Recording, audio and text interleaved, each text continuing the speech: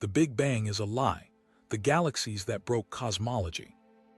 The spectrum locks at z greater than 10, and the velocity map shows a clean gradient, ordered rotation. At 500 million years after the Big Bang, that shouldn't exist. Disks need time, metals, feedback balance. On paper, impossible. If the masses and ages hold, the early clock snaps. The theory wobbles. JWST's first light window looks wrong, and the easy fixes only make it worse. To see why, we rewind. The Big Bang's promises, the galaxies that broke the schedule, what fails first, and who the contenders are.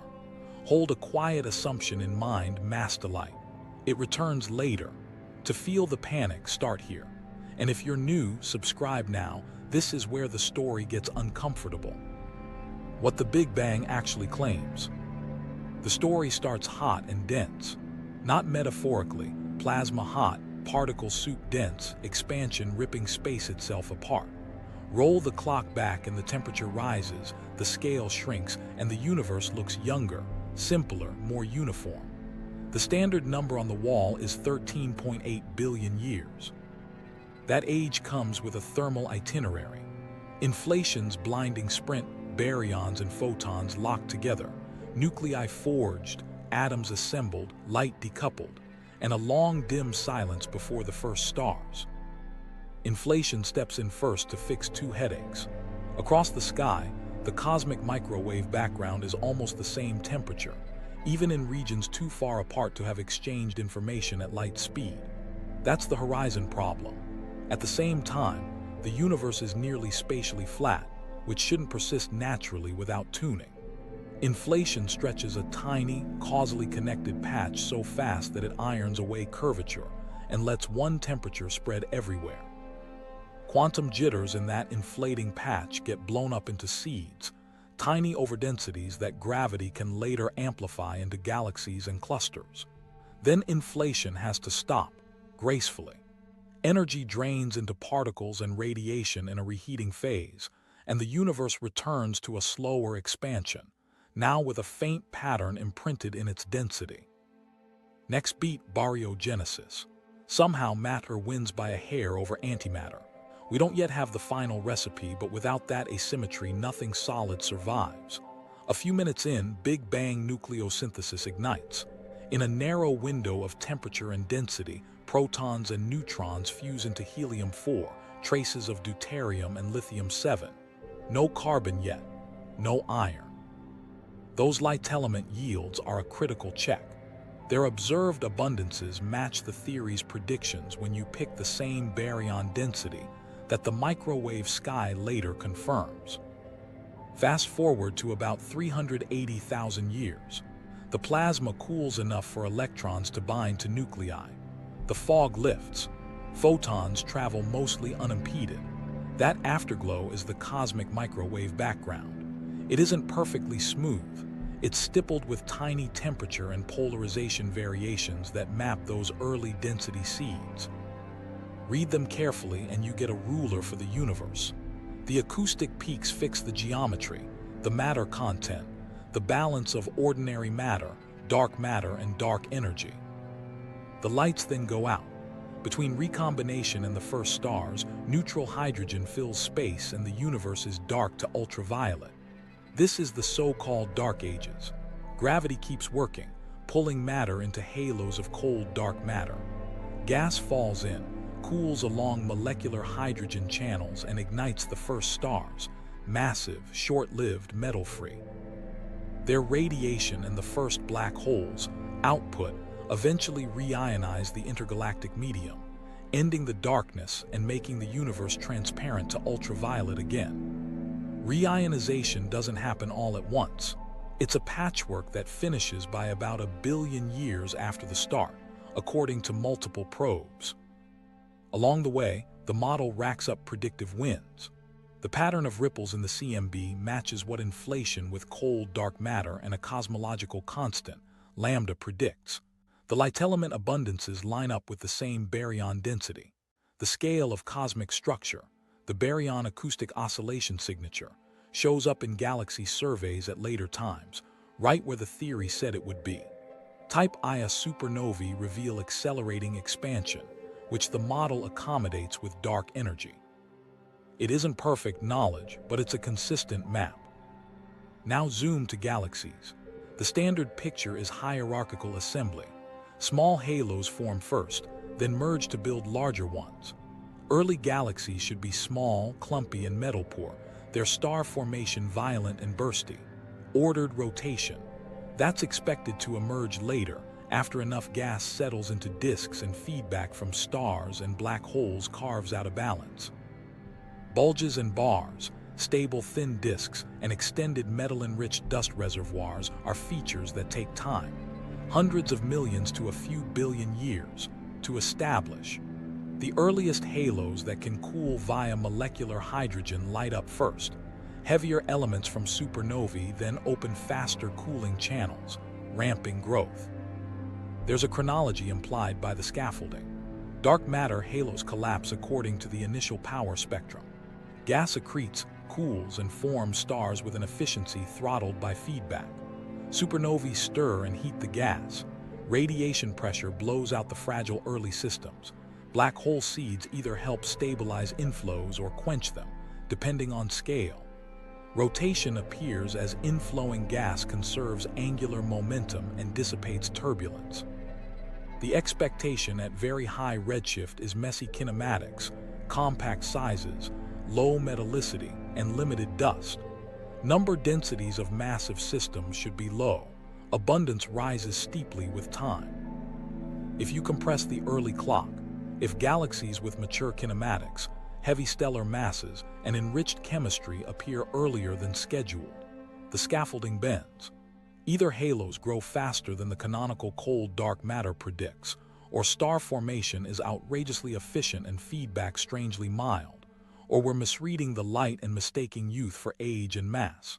Keep this map in your head because the next images test every step. To see the break, you need the new eyes. The James Webb Space Telescope opened an infrared window that moves the rest frame optical of distant galaxies into view. With that view, structure at the edge of time stops being a rumor and becomes a velocity field, a line ratio, a size measure.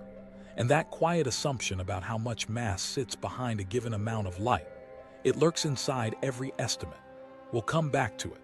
For now, hold the timeline, the predicted messiness, the slow march to order. Then look at what JWST actually saw. Why JWST changed the game. To see the break, you need the right light. High redshift galaxies are stretched by expansion.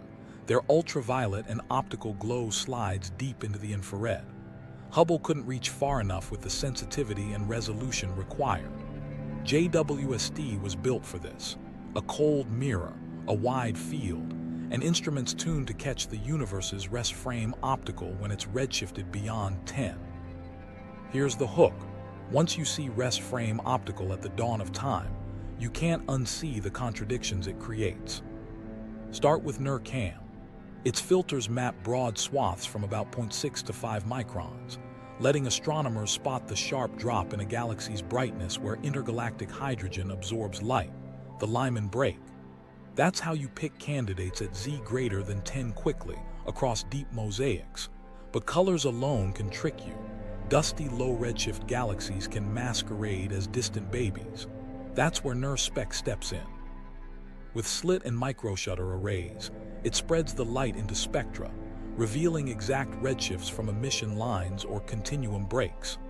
MIRI reaches further, out to 28 microns, catching warmer dust and fine structure lines that speak to enrichment and star formation hidden in dust. JWST's resolution matters as much as its reach. At those distances, a kiloparsec spans an arcsecond scale. You need sharp eyes to see whether a source is a smear or a structured disk. NIRCam's crisp point spread and stable platform resolve tiny clumps, measure sizes with Sayesic fits, and hint at ordered shapes. Combine that with spectroscopy, and you can map velocity gradients across a few pixels, primitive rotation curves rather than guesses. The early campaigns were ready.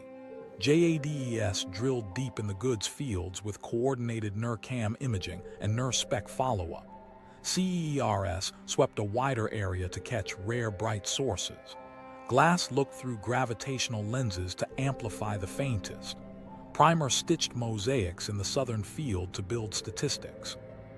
Each had a strategy: find dropouts, fit spectral energy distributions, prioritize targets with suspicious brightness or compactness, and move them quickly into the spectroscopic queue. Translation for your brain's curiosity loop.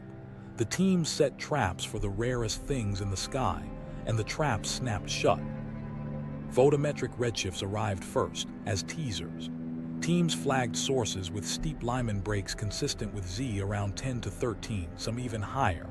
The community cheered and winced at once. We've seen photometric mirages before.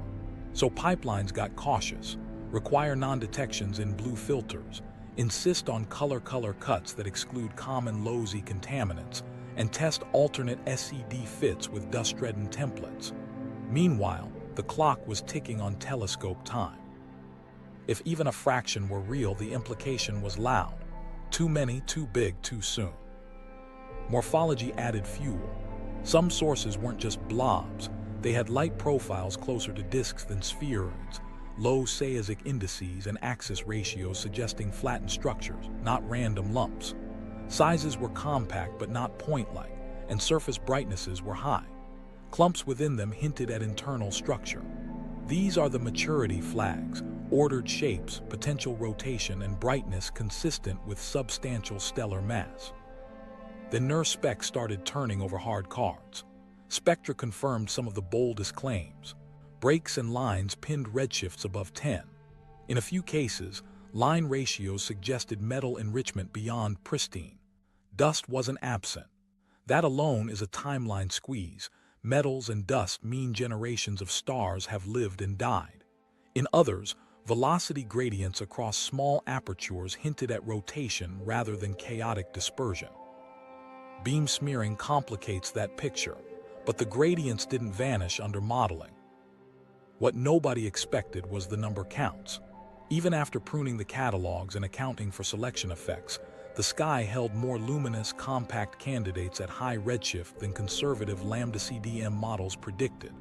You can juggle parameters, star formation efficiency, duty cycles, burstiness, but there's only so much slack. Push efficiency too high and feedback should tear the systems apart. Keep it low and you can't build the implied masses in time. Raise dust and you hide light. Drop dust and you lose the red colors. Each escape hatch closes another. Stakes check. If the counts hold, you aren't just tweaking models. You're rewriting how fast complexity appears in the universe. Meanwhile, the instruments let you cross-check.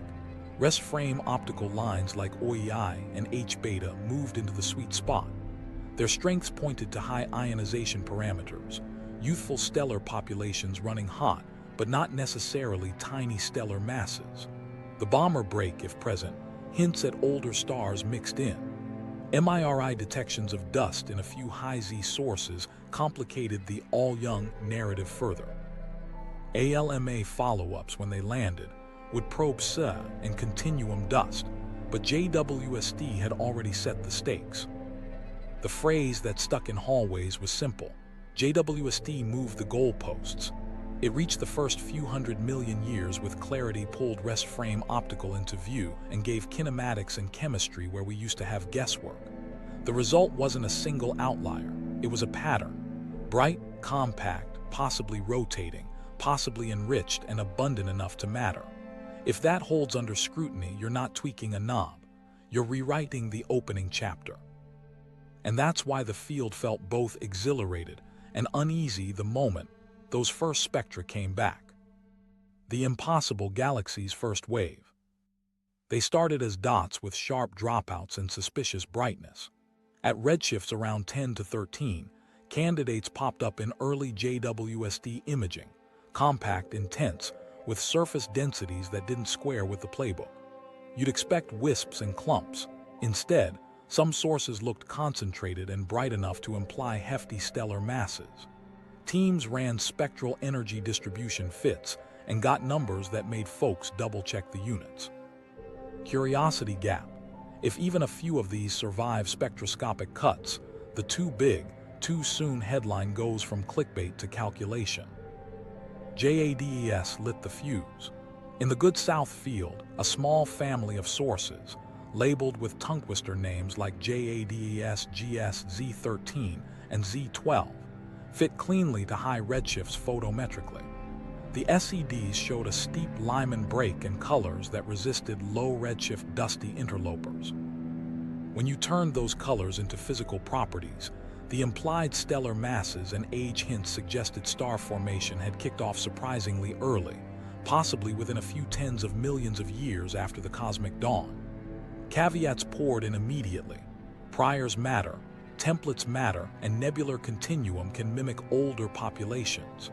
Still, the fits kept pointing in the same direction, more mass sooner. Meanwhile, wide field sweeps like CERS and lensing-assisted programs such as GLASS started reporting bright, compact sources at similar redshifts. The counts were the shock. If even half of them were real, the number density of luminous high-Z galaxies exceeded naive Lambda-CDM expectations by a margin that wasn't easy to dismiss. Hierarchical growth predicts a thin tail of massive halos that early. The early catalogs hinted at a thicker tail, potentially signaling either blazing star formation efficiency or a misread of the light. To support the implied masses, the required star formation rates pushed into uncomfortable territory. You could get there with extreme bursts, short, intense episodes that pack on stellar mass fast. But bursts carry a problem: feedback. Massive stars and supernovae would dump energy into the gas and in small potential wells, blow it out.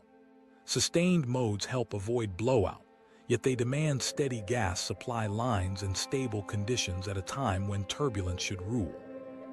Duty cycles became a buzzword. How often and how long can these systems run hot without tearing themselves apart? Underneath the SED fits lurked the halo mass function.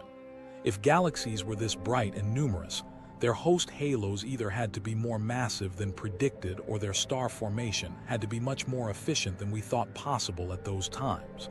Tension grew. Eddington bias, the statistical preference for noisy measurements to scatter brightward, was an obvious suspect. Selection effects can overpopulate the bright tail.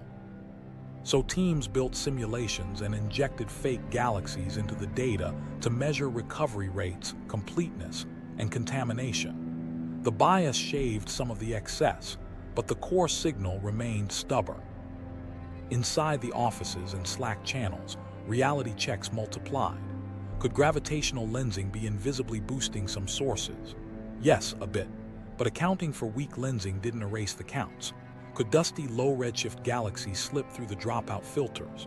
Some, yet the color cuts and non-detections in bluer bands were designed to catch that. Could nebular emission fill bands and inflate masses? Definitely a risk. Analysts added nebular templates and let emission lines breathe in the models. The posterior distributions widened, but the centers didn't always retreat enough to comfort. Here's a small human moment. A postdoc stares at a photometric redshift PDF that peaks at 12.2 with a plausible secondary at 2.1. The team chat is pushing to post the preprint before a competing group. She doesn't like the secondary bump. She reruns the SED with different priors, dust laws, and nebular contributions. The high-Z solution won't die. She messages the pi. We should wait for a spectrum. The draft sits in a private folder while their rivals upload. It's a lost citation hit, but she sleeps that night. As the lists grew, JWST GLASS-z13 like families, CERS bright compacts with tiny effective radii glass candidates peeking through cluster lenses, the community started slicing the problem. If the luminosities were right, you could assemble the mass either by cranking the initial mass function top-heavy or by assuming staggeringly efficient conversion of gas into stars. Top-heavy IMFs raise light per mass, easing the burden on stellar mass estimates, but they also change spectral fingerprints and lifetimes. Extreme efficiencies invite feedback nightmares and leave you with fragile systems that shouldn't look orderly. A quieter angle was structural. Sayesic indices hovered around values you de-associate with disks rather than spheroids, and axis ratios hinted at flattening, not randomness. Some clumpiness, yes, but not the pure chaos you'd expect in first-generation builds. If those shapes held under better resolution and kinematic checks, then mature wouldn't just be about mass, it would be about organization. That's a tougher ask so early. At this stage, the refrain in talks had two parts. First, photometry can fool you. Second, even if half these objects fall, the remainder is still a problem. That's where the stakes crystallized. You can whittle the sample with better models, sharper cuts, and stricter priors, but a resilient subset kept announcing the same message: earlier, brighter, denser than the timeline likes. The urge to declare a paradigm crack was tempered by memory. Astronomy has seen mirages fade under better data. Social proof lands here. Independent teams, different pipelines, similar tension. The field's mood swung between audacity and restraint. Some papers leaned into the tension, framing too big, too soon as a headline. Others padded every claim with cautious language and long systematic sections.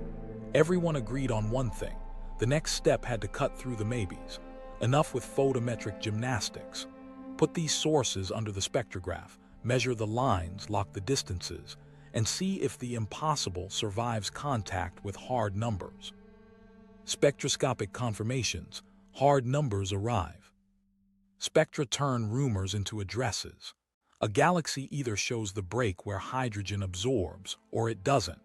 It either lights up with OEI and H-beta at the right wavelengths, or the lines land where a dusty interloper would put them. With NIRSpec, teams started collecting those answers. For a subset of the boldest candidates, the redshift pinned above 10. No wiggle from low-Z templates, no dusty SED trick, just a clean discontinuity or a set of emission lines locked to the early universe. Credibility Q. When lines and continuum agree, the room gets quiet. Why does that matter? Because a precise redshift sets the clock. At Z greater than 10, the universe is a few 100 million years old. Once you know the distance, you know the luminosity for a given flux. That unlocks stellar mass estimates and star formation rates. It also anchors the rest frame wavelengths of the photometry, tightening SED fits. You're no longer guessing whether a red color is dust or a bomb or break artifact. You know which filters straddle which features. It doesn't eliminate uncertainty, but it drags the problem out of the fog. The early confirmed sample wasn't huge, but it was enough. Names circulated from JADES, GLASS, and CERS with security flags next to them. High confidence when a continuum break and multiple lines agreed, lower when only a break or a single line appeared. Li-alpha, the classic beacon, was spotty. At these redshifts, the intergalactic medium is still partially neutral, and Li-alpha gets scattered away. So teams leaned on OEI, 5007, H-beta, and in a few cases OI, or higher-order bomber lines. Seeing OEI and H-beta together is a small triumph. It fixes redshift and sketches ionization conditions. Then the question: do the maturity signals survive once you fit with spectra in hand? Ages and masses come from modeling the continuum shape and the strength of features like the bomber break, corrected for nebular emission that can fill in light and fool you. With redshifts nailed, SED fits often slid towards somewhat lower masses than the wildest photometric claims, but not by orders of magnitude. Many still implied substantial stellar content assembled fast. Age estimates nudged younger when nebular continuum was allowed to contribute. Yet a non-trivial fraction kept hints of earlier star formation, episodes that had to begin quickly after cosmic dawn. Dust and metals showed up where theory would prefer they wait. Strong OEI/H-beta ratios pointed to hot, metal-poor, intensely star-forming regions, but not zero metallicity. Line diagnostics, though noisy at these distances, indicated rapid enrichment, core collapse supernovae doing their work within tens of millions of years. In a handful of sources, tentative bomber absorption suggested older stars mixed in. MIRI catches of mid-infrared continuum added another layer. Even a little dust at Z greater than 10 means recycling has started, and that compresses the schedule further. Kinematics arrived in whispers. With IFU modes and carefully dithered slits, teams mapped velocity gradients across a few resolution elements. The danger is beam smearing. Convolving rotation with seeing and instrument response can fake order, so they forward-modeled disks with turbulence and compared to the data. In several cases, the gradients favored rotation over pure dispersion. Not cold, razor-thin spirals, thick, pressure-supported disks finding their footing. Even that is a surprise. Ordered motion stabilizing against feedback that early tightens every timescale in the playbook. At this point, the burden shifted. You could argue selection effects created the photometric mirage. You can't hand-wave away a securely measured Z of 11 with OEI and H-beta aligned, and a size and surface brightness implying serious star formation. The theory now has to explain assembly, fueling, enrichment, and partial order in a few 100 million years without tearing these systems apart. If you lower the stellar masses by adopting aggressive mass-to-light ratios, the emission lines still demand high specific star formation rates. If you push dust higher to redden the SEDs, you have to explain how so much dust formed so fast. Meanwhile, not every candidate survived. Some photometric Z-14 sources slid down to moderate redshift with spectra. That cleanup matters, it trims the hype, but the survivors were enough to keep tension alive. Their number densities, even halved, press hard against halo abundance expectations. Their line ratios sit in the regime of extreme starbursts, yet their morphologies don't always scream chaos. And their tentative rotation hints force a choice. Either the early universe learned to organize faster than we thought, or our interpretation of kinematics through a tiny keyhole needs a rethink. So what breaks first, the clock or the build process? The clock is set by Redshift and Cosmology. Breaking it means new physics in the expansion history. The build process is gas physics and feedback. Breaking it means star formation and regulation behave differently. With spectra in hand, the community leaned toward stressing the build, but those same spectra keep poking at the timeline. The hard numbers didn't end the debate, they sharpened it. Now the patches would have to prove they can carry this weight. Keep watching for the reveal. Dynamical masses are the tiebreaker.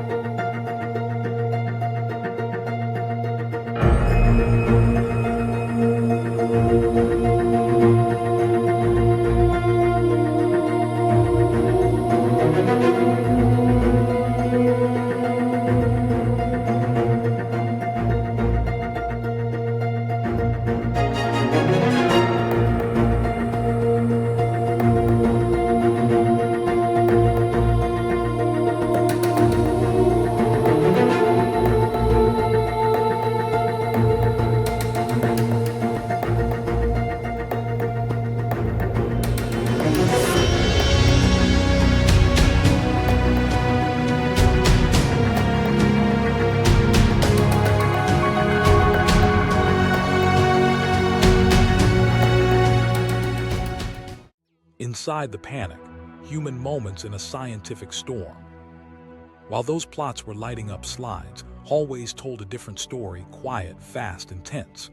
You could hear it in the way people lowered their voices near coffee urns. Someone would say, "If the velocity map holds, I don't know how we square the ages," and someone else would nod without answering. Excitement and risk sat in the same paper cup. Emotional anchor, careers, reputations, and pet theories all on a 2 a.m. refresh bar. At a winter conference, a session chair squeezed 3 talks into 2 slots because the abstracts looked identical. The first speaker flashed a redshift probability that pinned at 11 point something, then clicked to a velocity gradient. Polite applause. The second speaker, from a competing team, put up almost the same figure but added a caveat slide with beam smearing tests. The room leaned forward. The chair cut questions to keep the schedule, and the awkwardness spilled into the aisle. You could feel careers moving by millimeters. Preprints became a flood. Teams rushed to stake claims, every abstract footnoted with caveats you could trip over. If confirmed, under reasonable priors, pending spectroscopic validation, the cautious language didn't hide the message. Then came the replies, point-by-point notes, reanalyses, counterfeits. Some were collegial. Some felt like courtroom cross-examinations. People who'd collaborated last year found themselves on opposite sides of a figure caption. Referee reports carried their own gravity.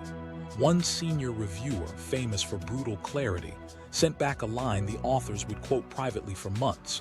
"You've measured brightness with admirable care and maturity with reckless abandon."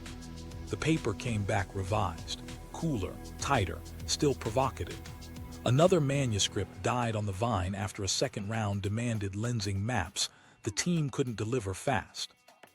In group meetings, Pies started rehearsing responses out loud, anticipating the questions before they landed. There were sleepless weeks. A grad student in Europe watched the NIRS-spec pipeline crawl at 2 a.m., refreshing Slack every 10 minutes. She'd been assigned a candidate with a photometric redshift that made even her advisor nervous. When the spectrum loaded, the break was there, clean. She stared at the screen, then at her hands. She typed one sentence: "It's real." The lab's coffee machine got a hug it didn't deserve. Not every story ended with a fist pump. A pie with a reputation for speed pushed a paper claiming Z around 14. The headlines came fast, and so did the doubts. Another group secured a spectrum and pulled the source down to Z around 5 with dusty colors. The pie retracted quickly, but the sting lingered. In a closed-door lab meeting that week, he told his team, "We move fast, but we don't outrun the data." The slide deck slowed down after that. Media pressure made careful people clumsy. Journalists wanted Big Bang broken quotes. Scientists wanted "give us 6 months." A communications officer drafted statements that tiptoed between thrilling and responsible, and everyone hated them equally. On social feeds, hot takes carried further than nuance. Some researchers stopped tweeting entirely. Others posted only plots with no captions, a quiet protest against being boiled down to one line. Social dynamics matter. Attention is a currency, but credibility pays the rent. Then there were those hallway pacts. 2 rival postdocs agreed, off the record, to share slit orientations before they observed the same target, just to avoid duplicating a mistake. A junior faculty member gave a competitor an early draft of his lensing analysis because, as he put it, "If we're wrong, I'd rather both of us be wrong together." It wasn't kumbaya. It was triage in a tight field where errors could snowball. Refereeing turned into philosophy debates. One report asked, "Are we discovering galaxies or discovering our priors?" Another shot back, "Priors are what stop us from believing ghosts." Weeks stretched into months as authors refit with new templates, recut with stricter color criteria, and rephrased conclusions so they described what the spectra said rather than what the story wanted. Through it all, the old-timers told cautionary tales. Quasars had once looked like violations of physics. The CMB had once sounded like a glitch. "History rhymes," one emeritus said in a corridor, tapping the poster of a rotation curve. "But it doesn't repeat for free." Younger faces nodded, half reassured, half impatient. What kept everyone moving was the same thing that caused the panic, the sense that the data were finally close enough to bite. People took fewer vacations. Lunchtime turned into whiteboard time. Proposals were rewritten at midnight to shoehorn in a new target. And when a talk ended with, "We need deeper spectra," the room didn't groan. It checked the calendar. Rethinking the beginning, inflation under scrutiny. To understand how far the strain might go, we have to revisit the opening move, inflation. It was invented to solve headaches we didn't know how to cure otherwise. The horizon problem, why opposite sides of the microwave sky share almost the same temperature despite being too far apart to have communicated. The flatness problem, why spatial curvature is so near zero without delicate tuning. Inflation stretches a tiny, uniform patch faster than light can carry signals, ironing curvature and letting one temperature blanket the cosmos. Quantum fluctuations in that patch become the seeds of structure. Then it has to end, dump its energy into particles, and hand the universe back to slower expansion. On paper, it's elegant and crucially predictive. A nearly scale-invariant spectrum of primordial fluctuations, Gaussian statistics, tiny departures from perfect scale invariance encoded in the spectral tilt. The CMB bears those fingerprints. The first acoustic peaks position, the spacing of peaks, the polarization patterns, all line up with a simple inflationary story plus cold, dark matter and a cosmological constant. That's why inflation became the default beginning, not just an idea among many. But inflation isn't one model, it's a menu.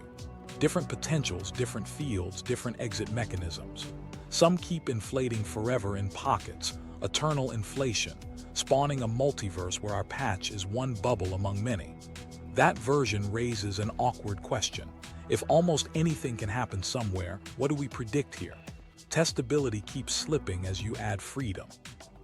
Many cosmologists stick to minimal, single-field, slow-roll models that make crisp predictions and avoid the multiverse tangle. Even then, you have to specify initial conditions and ensure a graceful exit without leaving observable scars you don't see. So where do the JWST anomalies press on inflation? Not by erasing its CMB wins. Those remain. The pressure shows up in what the initial conditions hand to later growth. If early galaxies appear more abundant, more organized, and more enriched than conservative structure formation forecasts, you can ask whether the primordial power spectrum at small scales is different than we assumed. A slightly higher amplitude or a tilt that feeds more power into subgalactic scales could seed halos earlier. But the CMB already pins the spectrum on degree scales, and large-scale structure constrains it on megaparsec scales. You can bend the small-scale tail, yet you risk overproducing microhalos, altering reionization histories, or breaking Lyman alpha forest data. It's a tight corridor. Another lever is non-Gaussianity. If the initial fluctuations depart from perfect Gaussian statistics, rare peaks can be more common, making early massive halos less improbable. Current bounds from the CMB and large-scale structures say any primordial non-Gaussianity is small. There's room, but not much. And even a modest boost to rare peaks doesn't automatically deliver rotation, dust, and metals on cue. It mostly helps halo assembly. Then there's the timing of reheating. The details of how inflation ends, how energy converts into particles, and how quickly the universe thermalizes set the earliest clock ticks. A prolonged or exotic reheating phase can alter the mapping between a mode's scale and when it left the horizon during inflation, subtly reshaping the connection between inflation's potential and today's power spectrum. Could that nudge small scales to favor faster early growth without denting the CMB?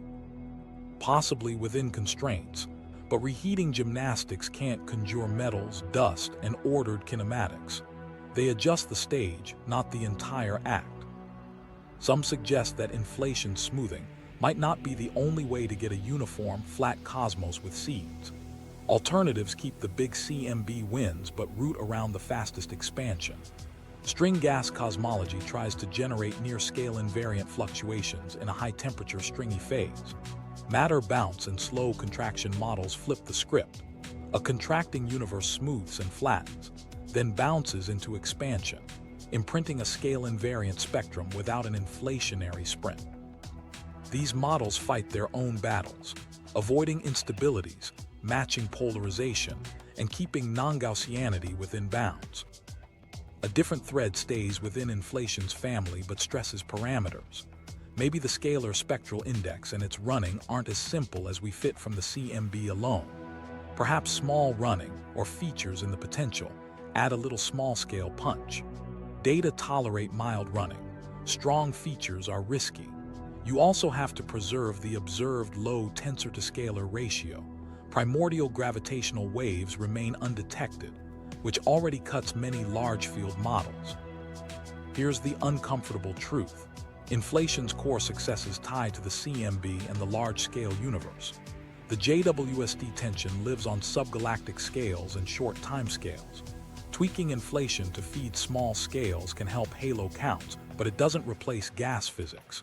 If early galaxies are organized and enriched, you still need cooling, feedback balance, and angular momentum settlement. Inflation isn't a magic wand for baryons. So why scrutinize it? Because the beginning sets boundary conditions. If multiple anomalies stack up, early black holes, early disks, bright luminosity functions, and independent hints like the Hubble tension, you're justified in asking whether the initial blueprint carries more small-scale nuance than the simplest models assume. Still, you have to protect the CMB's clean winds. That's the needle to thread. Keep the microwave sky intact while giving structure a head start. If the beginning isn't a single explosive start but something else, a bounce, a cycle, a phase transition that predates our hot Big Bang, then the blueprint could change more dramatically. That's where the conversation goes next.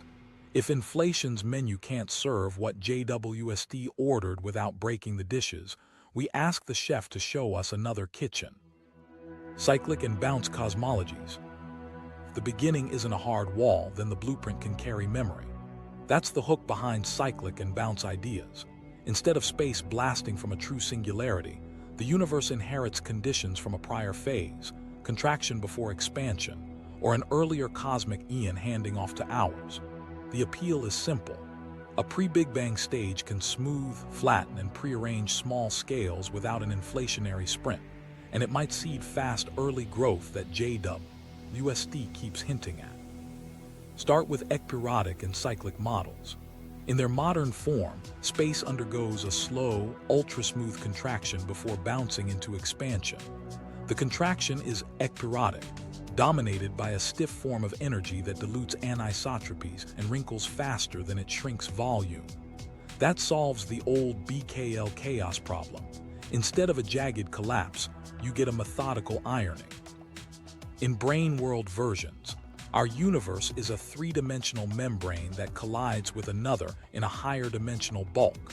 The approach and collision set initial conditions for the hot phase we call the Big Bang. Why does slow contraction help?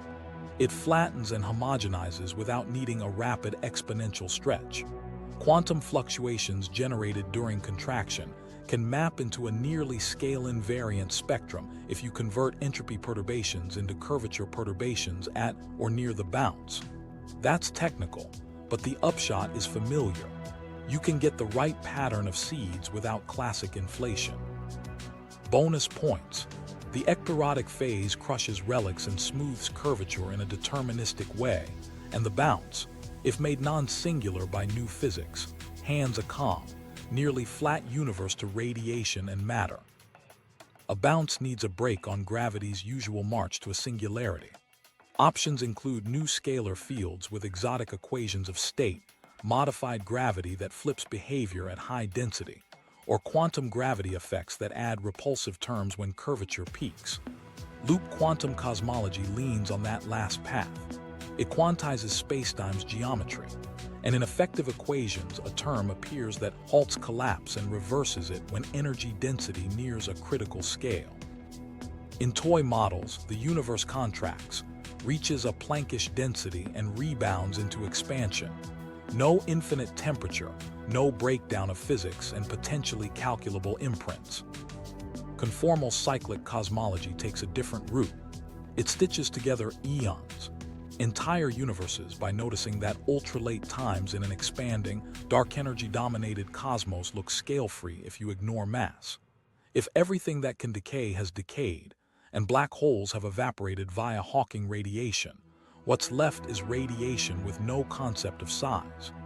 Penrose's idea is to mathematically rescale that end so it becomes the next beginning. In that picture, information, like the memory of supermassive black holes, might echo across eons as subtle hot or cold spots in the microwave background. All of these share a promise to the current tension. A prior phase can hand a slightly boosted small-scale power or cleaner, pre-ordered conditions for collapse. If contraction already ironed out turbulence and set a nearly uniform, low-entropy slice for baryons to work with, the early settling into thick disks gets easier. If the bounce injects features, small wiggles in the primordial spectrum, rare peaks that seed early halos could be more common without wrecking the CMB at large scales. That nudges number counts and helps those first rotating structures survive their own feedback. But they pay in engineering challenges. Ekpyrotic models must convert entropy fluctuations into curvature ones without leaving non-Gaussianity too big for current bounds. They need a non-singular bounce that avoids ghosts and instabilities in the equations. Loop quantum cosmology's effective bounce depends on approximations. You have to show robust predictions beyond toy universes. Conformal cyclic cosmologies claimed CMB signatures, concentric circles or hot spots tied to black hole evaporation in a prior eon, are debated and sensitive to analysis choices. Each frame offers handles. Each invites sharp tests. What would JWST see if a bounce left fingerprints? Not a label on a galaxy saying born of contraction, but statistical shifts. A slightly elevated abundance of compact, high surface brightness galaxies at extreme redshift with early kinematic order fits a storyline where small-scale seeds were primed. If the power boost is gentle, large-scale clustering stays standard while dawn-era counts fatten. If it's too strong, you'd expect premature substructure and lensing anomalies inconsistent with surveys. There's a narrow band where more peaks early shows up just where we're looking, the first few 100 million years. Reionization histories are another lever. A universe with a head start on early star formation should ionize faster or earlier, at odds with some indirect constraints if pushed too far. Yet an enhanced ionizing efficiency, via hotter, more massive early stars or slightly altered initial conditions, could reconcile early bright galaxies with a measured, patchy, not too early reionization if galaxies are rare but extreme. That's testable through 21 cm experiments, mapping the timing and topology of ionized bubbles. Gravitational waves offer a clean channel.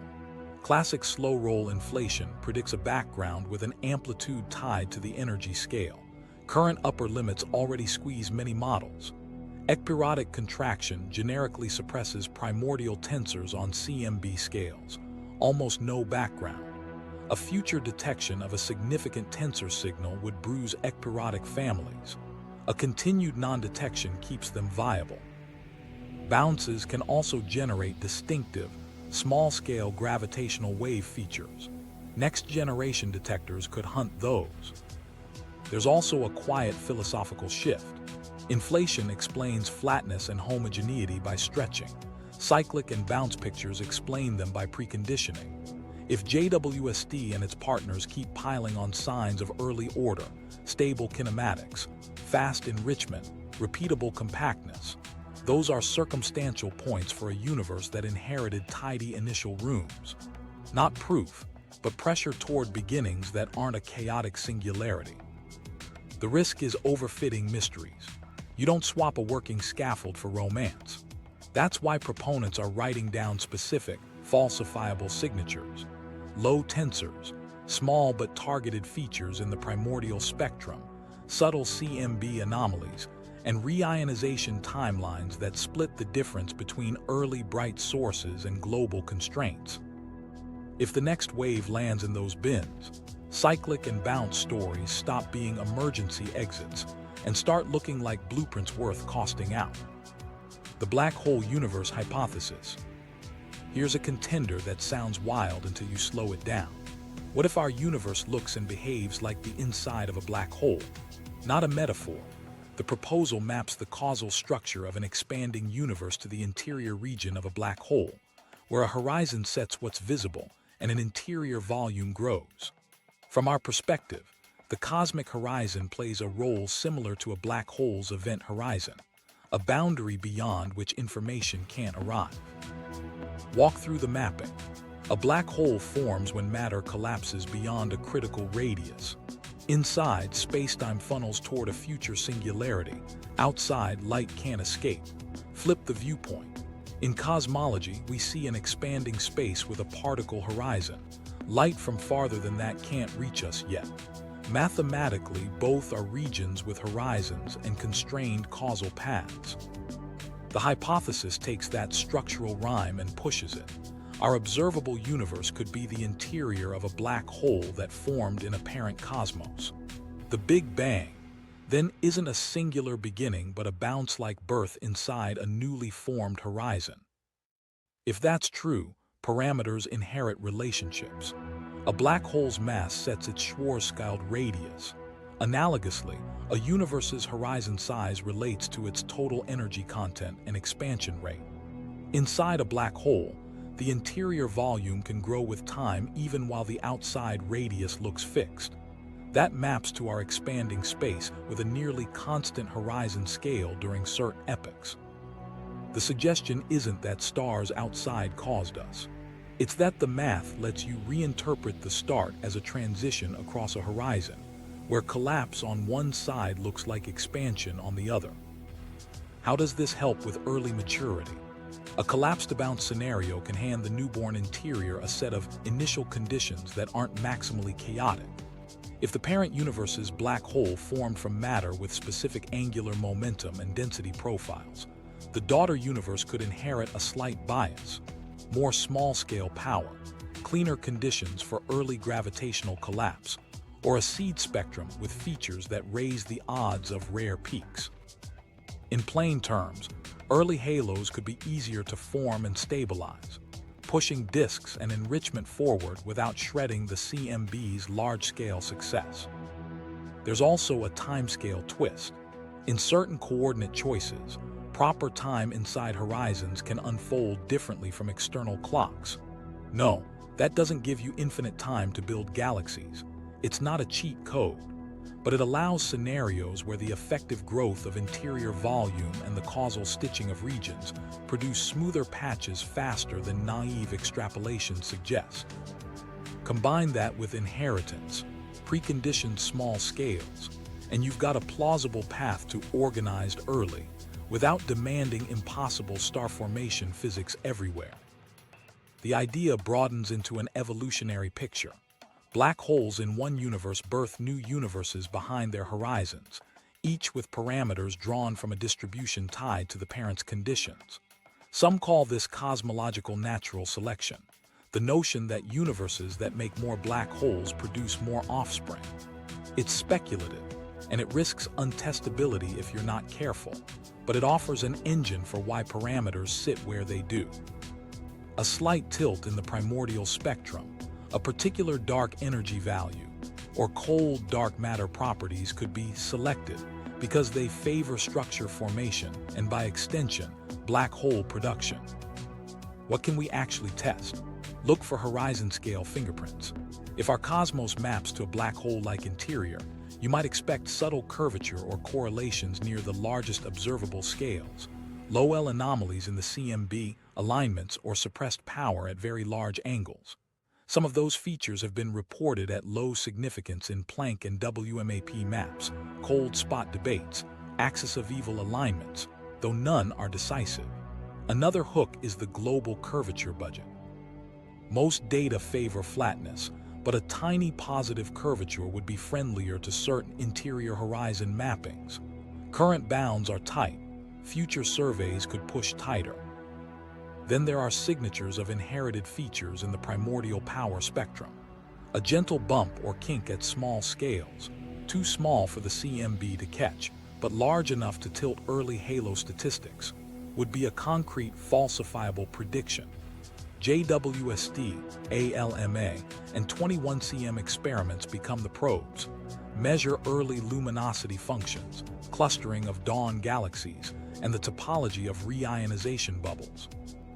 If those demand a small power boost at subgalactic scales, a black hole origin blueprint stays in the conversation, alongside tailored inflation or bounce features. Another observational angle is the global arrow of time. Inside a black hole, entropy still rises, but if a bounce seeded low gravitational entropy compared to what a naive singularity would give, you'd expect an early universe primed for fast, orderly structure under gravity. That's a philosophical claim unless tied to a number. Translating it into statistics, how quickly thick, rotating gas disks appear, how dust survival correlates with compactness, turns it into data.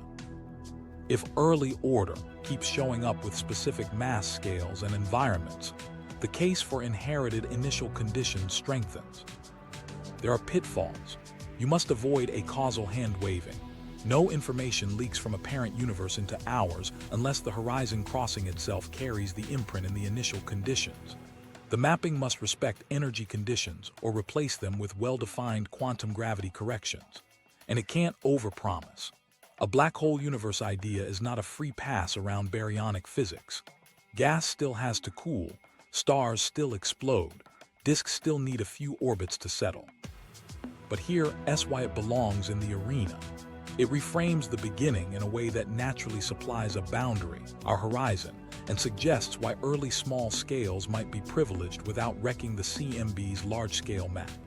It sits near bounce and cyclic thinking yet offers distinct hooks, horizon-scale anomalies, tiny curvature, and a specific path for small-scale features. Theories talk, data decides. The next measurements, power at small scales, reionization's pace, and the kinematics of the faintest Z greater than 10 disks, will tell us if this radical map earns more than a footnote. The data we need next. Theories talk, data decides. If the early universe really ran ahead of schedule, the next measurements have to close the door on escape hatches and pin down the physics. That means deeper, cleaner spectra, orthogonal tracers of mass and motion, and sky areas big enough to beat down cosmic variance. We don't need more headlines. We need numbers that leave the models with no comfortable corners. Viewer payoff. In a few cycles, you'll watch this debate flip from vibes to verdicts. Start with JWST itself. The next cycles push beyond postcard images into accounting. NIRCam must go deeper to chase the faint end where selection effects flip. If the bright tail fattened, the faint tail's shape will reveal whether we're seeing short bursts or a broader shift in efficiency. NIR-spec has to do the heavy lifting. Higher signal-to-noise continua across the bomb or break, robust detections of OEI, H-beta, and where possible, OE and bomber absorption. With those in hand, SCD fits lose their wiggle room. Ages, metallicities, and nebular contamination separate cleanly enough to keep mastolite priors from steering the answer. Kinematics need time on the integral field unit. The goal isn't a pretty gradient, it's a dynamical mass. Measure line widths, map velocity shear, correct for beam smearing with forward models tied to each source's size and inclination, and extract V over sigma with errors you trust. A dynamical mass plus a stellar mass from continuum gives you a missing piece, gas fractions. If the gas fraction is high and the disk is thick, marginal stability might carry the day. If dynamical masses can't support the claimed stars, mastolite is guilty loudly. Then hand off to ALMA. SA at 158 microns is the workhorse, bright, tracing cool gas and star-forming regions. High-resolution SA kinematics cross-check JWST's ionized gas maps and anchor dynamical masses with a different tracer. Continuum at rest frame far infrared catches dust directly. Dust masses, even tiny, tell you about metal budgets and survival time. If dust shows up widely at Z greater than 10, supernova grain factories must be efficient or shielded. If it's rare, reddening-based mass inflation fades. Coal lines, when feasible, nail down molecular gas reservoirs, turning star formation rates into depletion times. Another schedule check. Strong lensing becomes a verification pipeline, not a side note. Cluster programs need precise mass models with multiple image systems and spectroscopic anchors. Magnification maps let you demagnify high-Z sources and test whether the bright counts are inflated by invisible boosts. If the luminosity functions, bright end thins after lensing corrections, tension eases. If it doesn't, you've eliminated a usual suspect. Weak lensing shear fields in the same regions add context. Mass overdensities predict where bright sources should cluster if peaks are truly rare. Now widen the field. Roman and Euclid bring area, shape measurements, and photometric redshifts at scale. They won't see Z around 12 with the same fidelity, but they will map the environments of Z around 6 to 9 galaxies, trace the buildup of structure statistically, and calibrate clustering biases that feed back into halo occupation models. If early bright sources are highly biased tracers of rare peaks, their angular clustering will show it. If they appear too uniformly, something more systemic is happening in star formation itself. Parallel to that, the 21 cm experiments, Hera and the coming SKA, carry the reionization clock. A global signal and, more crucially, tomographic maps of neutral hydrogen structure tell you when and how fast ionized bubbles grew. If ionization rises early and patchy around rare, intense sources, you'll see cold spots grow where JWST finds bright galaxies. If the timeline stays late and smooth, either early bright sources are rarer than feared, or their ionizing escape fractions are lower than models assume. It's a cross-check that doesn't care about SED priors. There's housekeeping. Photometric pipelines must standardize 0 points, PSF matching, and line correction procedures across teams so masses and ages aren't artifacts of software choices. Metallicity diagnostics calibrated at low metallicity need revetting with photoionization models appropriate for extreme conditions. Otherwise, line ratios drift into the wrong corners, and every catalog should ship with completeness, contamination, and lensing priors attached, not buried in appendices. One more lever sits outside Galaxies: small-scale power. Lyman alpha forest constraints, strong lensing flux ratio anomalies, and dwarf galaxy counts limit how much power you can add on tiny scales. Stitch those to JWST's Dawn-era counts and you get a tight box, enough boost to help early halos, not enough to break later structures. A synthesis like that either blesses tuned inflation features, keeps a bounce in play, or narrows the patchwork to a workable lane. Zoom out. The plan is simple. Measure distances, masses, motions, dust, gas, and environments with independent tools until the story converges. If it converges on ordinary physics, extraordinary conditions, we recalibrate the early playbook. If it converges on boundary conditions we're different, we'll see it statistically, not in one dramatic spectrum. Either way, the next data won't whisper. They'll put a number on the panic. Meaning and method, how science bends without breaking. Here's the ground rule the data just reminded us of. Science isn't a fortress, it's scaffolding. You build it to reach higher, and when the weight shifts, you move the beams. The Big Bang framework earned its height, expansion, the microwave sky light element yields the web of structure. JWST doesn't bulldoze that. It leans on it and says, this joint is creaking. That creak is the value, not the failure. Psychological close. We're wired to prefer certainty. Good science prefers updates. Paradigm shifts don't always look like revolutions. Most of the time, they're slow turns where yesterday's unknowns become today's parameters, then tomorrow's subfields. Thomas Kuhn's language still gets airtime: normal science, crisis, revolution, but the modern lab runs by an updated playbook. We patch where patches work. We redraw lines where they don't. And we keep the parts that keep predicting right. That's bending, not breaking. Skepticism is the brake pedal. Denialism is the parked car on the highway. Working scientists ride the brake without stalling. They ask how a result could be wrong, then try to make it fail. That's why the early photometric claims got hammered with alternate SED fits, lensing checks, and stricter cuts. It isn't cynicism. It's how you keep the method clean when the story's exciting enough to pull you forward faster than you should run. Bold claims need bold evidence and patience. It's tempting to write a headline on a first spectrum, but confidence comes from replication and orthogonal confirmation. The same galaxy measured by different instruments, the same pattern seen in a different field, the same mass inferred from light and from motion. You can't rush that. You also can't ignore it when it keeps arriving. Pressure builds as independent teams measure the same strain. That's the nudge that turns a patch into a pivot. Big instruments change the conversation because they change the questions you can ask. Quasars looked absurd until radio arrays mapped jets and optical spectrographs nailed redshifts. The CMB sounded like static until balloon payloads outlined peaks and satellites sharpened them into a ruler. JWST extends that lineage. It put rest frame optical into the first few 100 million years and turned hand-wavy early galaxies into line ratios and velocity fields. Theory follows instruments, grudgingly and then gratefully. There's a rhythm to realignment. First, you protect the winds. No one is throwing out expansion, the CMB's acoustic peaks or nucleosynthesis. Then you isolate the stress points, early number counts, kinematics, enrichment, dust. Next, you sort hypotheses by cost. Low cost, better priors, cleaner reductions, careful lensing maps. Medium cost, IMF tweaks, star formation histories, feedback couplings. High cost, new initial conditions or modified beginnings.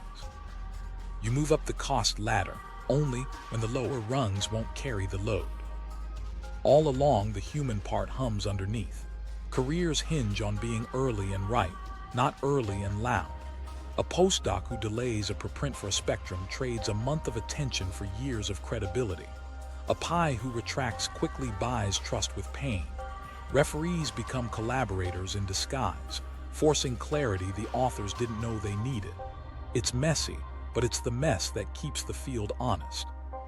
History helps you calibrate your nerves. Dark energy wasn't a demolition. It was a new term in an old equation that made multiple datasets stop arguing.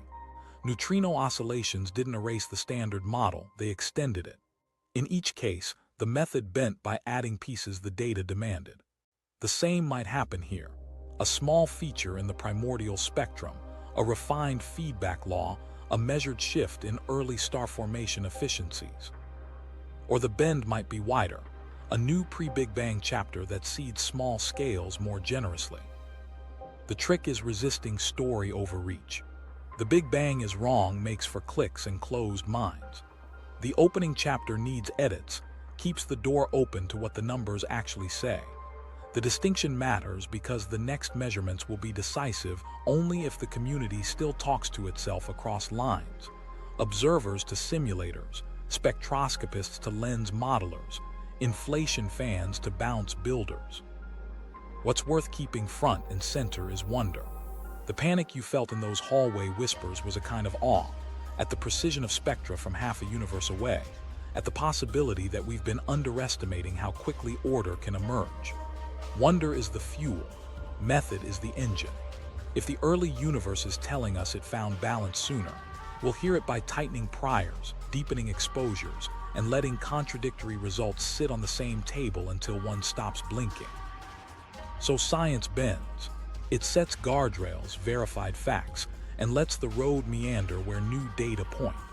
If JWST's dawn keeps delivering mature signals in unreasonable places, the map will redraw, not out of pride but out of practice.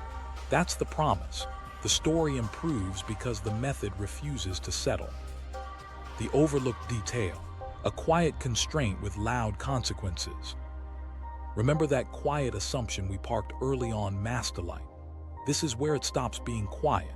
Every stellar mass you've heard in the last hour comes from turning observed light into mass through a model of a galaxy's stars, their ages, metallicities, and the initial mass function. At extreme redshift, that conversion is fragile. Shift the prior and a massive system can slim down, sometimes by a factor of 2 or 3. But shave too much and spectra, kinematics, and dust push back. Here's the trap. A hot, young stellar population pumps out UV light per unit mass. If you assume a mature mix of stars, you'll overestimate mass. So teams fit spectral energy distributions with flexible star formation histories and let metallicity and dust float. Add nebular emission lines and continuum to the templates, because gas around young stars glows and fills in the photometry. Turn those knobs and many masses drop. The crisis cools until you check the rest frame optical. Nebular contamination is the stealth culprit. At high specific star formation rates, emission lines like OEI and H-beta can dominate broad bands, making a galaxy look older if you mistake that flux for continuum. When spectra land, you can subtract the lines and the continuum flattens. The bomber break shrinks, ages slide younger. Good, but nebular continuum itself, free bound and 2-photon emission, can still lift the light between lines. If you ignore it, you invent an old population. Include it and the mastolite falls without erasing all the mass. The net effect: aggressive hygiene trims masses, not annihilates them. Dust cuts both ways. A little reddening can mimic age, inflating mass. But mid-infrared hints of dust at Z greater than 10 aren't imaginary. They show up in some sources. Dust implies metals, and metals imply prior star formation. If you dial dust high to explain colors, you also demand dust factories, supernovae or early AGB stars, working efficiently in grains surviving shocks. The more dust you add to fix mastolite, the faster your timeline has to run to make that dust. Now the kinematics come knocking. If you can measure a velocity shear and a line width across a size, you can estimate a dynamical mass, stars plus gas plus dark matter inside that aperture. It's a crude balance, but it's independent of stellar population modeling. In several objects, the dynamical mass leaves little room for stellar masses to plummet by an order of magnitude. If you push stellar mass too low to escape the crisis, you end up with gas masses that are implausibly high or dark matter fractions that fight expectations at those radii. Kinematics don't give you a perfect number, they fence the yard. Metal line ratios bring a different constraint. Diagnostics like OEI/H-beta and OEI/OI plus R23 are calibrated locally and start to wander at low metallicity and high ionization. If you naively apply nearby galaxy recipes, you can misread enrichment and by extension age. Photoionization models tailored for extreme conditions move the needles, often toward lower metallicity, helpful for youth. But even low isn't zero. The very presence of strong oxygen lines means oxygen exists. That's core collapse supernova work, the kind that happens within tens of millions of years. Not ancient, but not day one either. There's a calibration drift lurking here. As you go to harder radiation fields and different abundance patterns, line ratio metallicities can be biased. Teams are recalibrating with grids that include binary stars, top-heavy IMFs, and density-bounded regions. The trend generally lowers metallicity estimates, easing enrichment pressure. Still, in a non-trivial subset, the derived values don't crash to pristine. The timescale compresses, then stalls at a floor you can't push through without erasing lines you actually see. Back to mastolite. Suppose you tilt the IMF top-heavy. You drop mass for a given light and you heat the spectra, steeper UV slopes, harder ionizing fields. The data can live with somewhat top-heavy, but not everywhere, not always. The II-164 becomes a COP if very massive stars dominate. Its inconsistent detection limits how far you can tilt, and the feedback such stars unleash makes it harder to preserve the nascent order implied by velocity gradients. The more you fix mastolite, the more you stress kinematics. Kinematics over images is the right instinct, trust motion, not shape. But rotation curves at these redshifts are sketches, not portraits. Beam smearing can hide turbulence, clumps can fake shear. Forward modeling helps. Fit thick, turbulent disks with rising rotation and compare. In several cases, rotation remains favored, yet V over sigma is modest, messy order, not razor-thin spirals. That nuance matters. It says some settling has happened, which demands a few dynamical times. Those times don't disappear when mastolite priors shift. Synthesize the constraints. Clean SEDs with lines removed lower masses. Tailored nebular continua lower ages. Updated metallicity calibrations ease enrichment. Kinematics fence the minimum mass. Dust detections demand prior cycles. Put it together and the timeline still compresses, just less brutally. The worst offenders deflate. A stubborn middle remains, galaxies that are still heavy enough, ordered enough, and enriched enough to sit earlier than the conservative playbook likes. Here's the payoff of the quiet detail. Mastolite was the lever everyone hoped would open a trapdoor beneath the crisis. Instead, it clicked into a ratchet. Each correction moves us toward leaner, younger, hotter populations, but the remaining signal doesn't fall through the floor. The constraint gets louder. Even after conservative reads, the early universe runs fast. Wherever we land, something has to give. Either our recipes for turning light into mass evolve into a new standard that all the orthogonal checks endorse, or the scaffolding shifts to admit a dawn where order and growth arrive ahead of schedule. The next spectra decide which door we walk through. Resolution, what survives, what changes. Expansion, the CMB's acoustic peaks and nucleosynthesis stand. What bends are early growth rates, mastolite recipes, and how initial conditions seed small scales. Patches earn probation, pre-Big Bang ideas earn tests. Near term, spectra dynamics ALMA 21 cm. Wonder stays, certainty loosens. If this episode sharpened your curiosity, subscribe and share. Bring a friend to the next spectrum. The universe might be older in behavior than in years. If this challenged your mental model, tap subscribe and drop a comment with the biggest question you want answered next. Then watch our black hole universe deep dive.